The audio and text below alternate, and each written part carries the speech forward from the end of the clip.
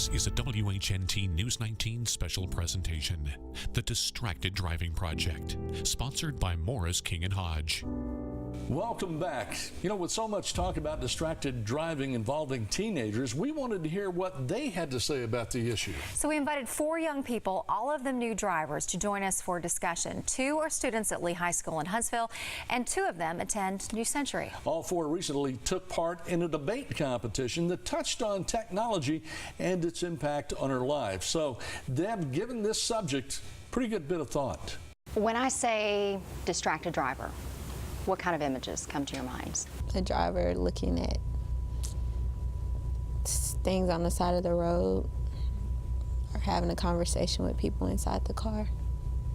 Someone who's just not paying attention to what's in front of them and looking off. On the phone or texting. Colby? Yeah, I see a lot of people listening to music and stuff with headphones while they drive and like messing around with their phones and stuff, and it's really scary. Many people, when they think of distracted drivers, they think of this as a young driver's problem. Is that a fair characterization? No. No. Why not? You can see people like that are older, 20s, 30s, 40s, 50s.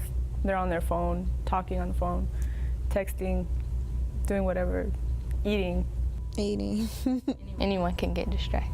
What do you think are some of the most dangerous distractions?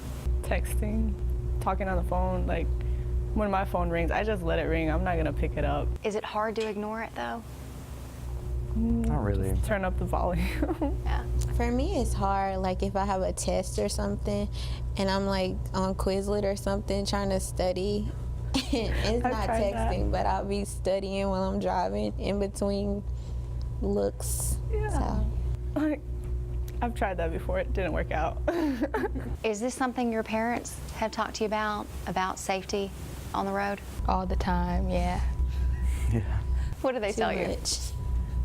Just don't get distracted. Just the basics, don't text and drive, and always keep your eyes on the road. I think the numbers are really crazy how many people actually do it, because we're taught, ever since cell phones became a thing in elementary school, we started learning about, don't text and drive. It's really bad for you.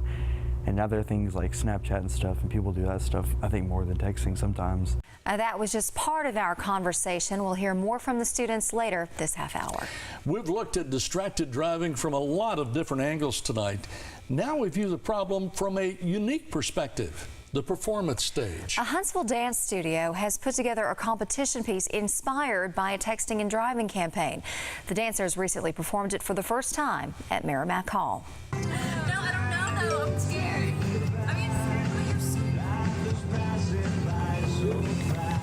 It's called Last Moment. We did it after seeing a public service announcement. Jenny Massey is the owner of Massey Dance Productions and the choreographer of Last Moment, a dramatic interpretation of a deadly crash involving texting and driving. It was hard to figure out how to do it because we wanted it to be like the commercial, which is basically a suspended moment in time.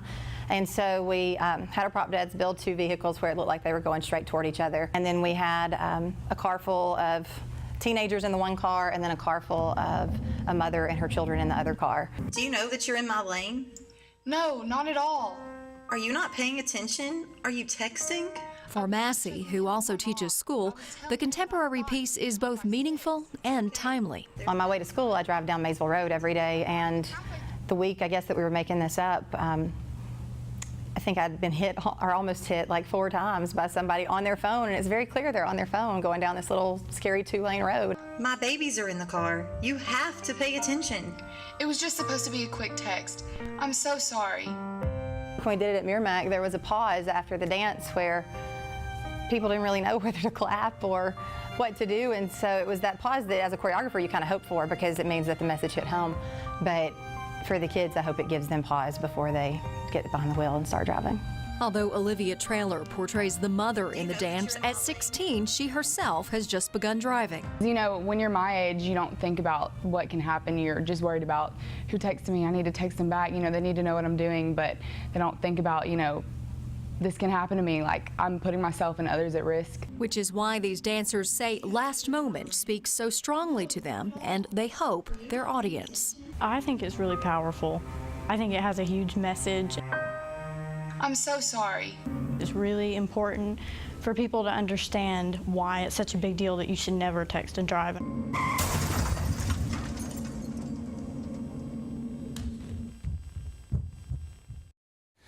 Boy, talk about a powerful piece.